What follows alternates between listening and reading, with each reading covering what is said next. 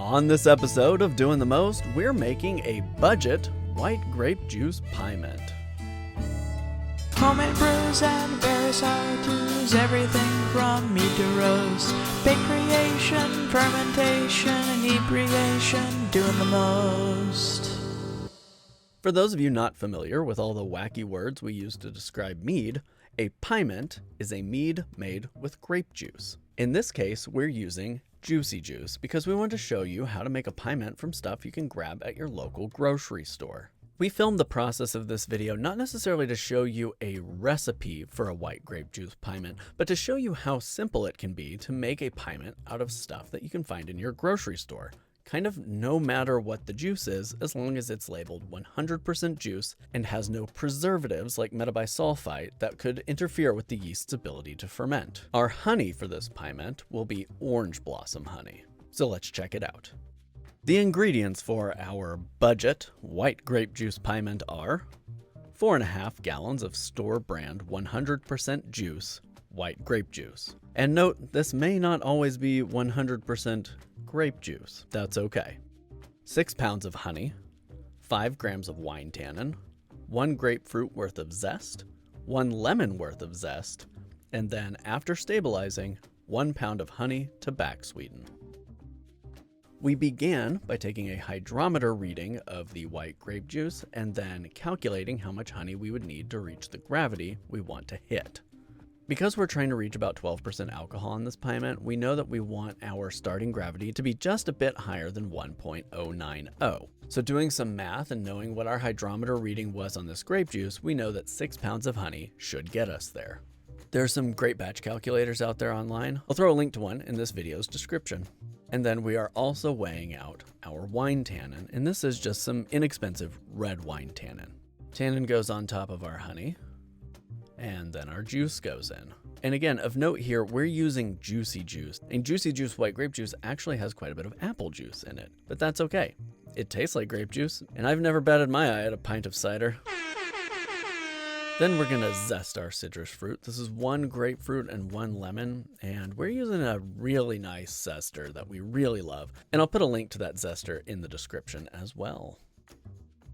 Zest goes right in, and at this point, this may be the most incredible smelling must you will have ever put together. This perfumed such an incredible aroma into the back of our house that you could smell it for days. So nice. Let's check our starting gravity, and nailed it. And then we're using QA23 yeast. QA23 will help maintain and build upon some of the fruity deliciousness that is in this must. Now, as you can see, this is really, really simple. It's honey, it's white grape juice, kind of, and some zest. And it's a real testament to the ability to make something really incredible out of really simple ingredients just by playing around with elements that will help balance it. We used Fermaid-O as our nutrient here, and we're just making a 6-gram addition every day for 3 days. And then our final addition once the yeast have cleared through 2/3 of the sugar in our must. And this only took about a week and a half to finish primary. We then gave it another couple weeks for the yeast to flocculate, which means drop to the bottom and kind of clump together, and then siphon into our secondary container. Here we're using a glass carboy. I tied a little piece of sanitized, unwaxed dental floss to our hydrometer and took a reading. And it's hard to tell, but it's just under 1.000.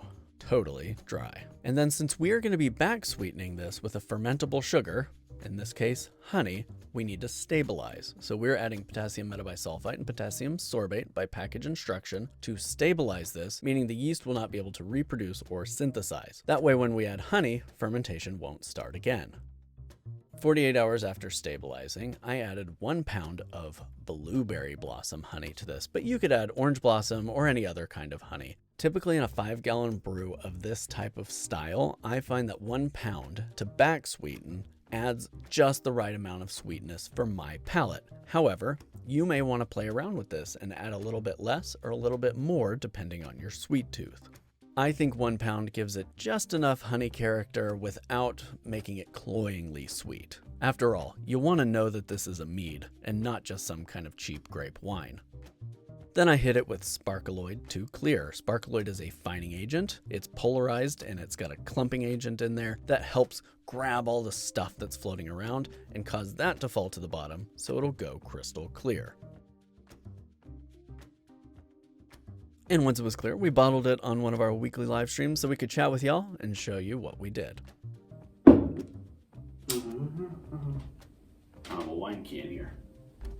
So this is still fairly young as we open this bottle, but it wouldn't be right not to do a tasting with y'all after showing you that fun process.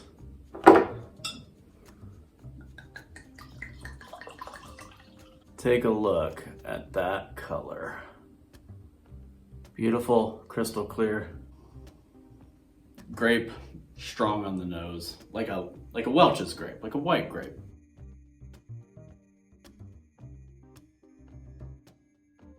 It's not thick, coats the palate well without being cloying. And there's a nice astringent bite there that tells you that this is a wine, while there is a floral, slightly bitter note of honey that kind of punches through the grape juice.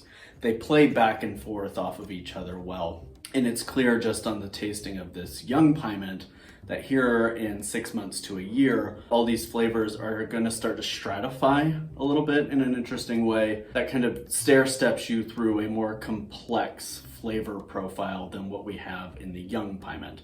Now that said, at just a couple months old, this is wonderfully, perfectly drinkable, and I'll probably have a little bit of this on the live stream tonight. Thank you for watching. Hit that subscribe button if you haven't already, and we'll see you next time. Cheers. Thank you for checking out the Doing the Most YouTube channel. As you can imagine, there's a whole world of ways to get involved with the channel, including following us on social media or becoming a patron or YouTube member. Thank you for subscribing. We'll see you next time.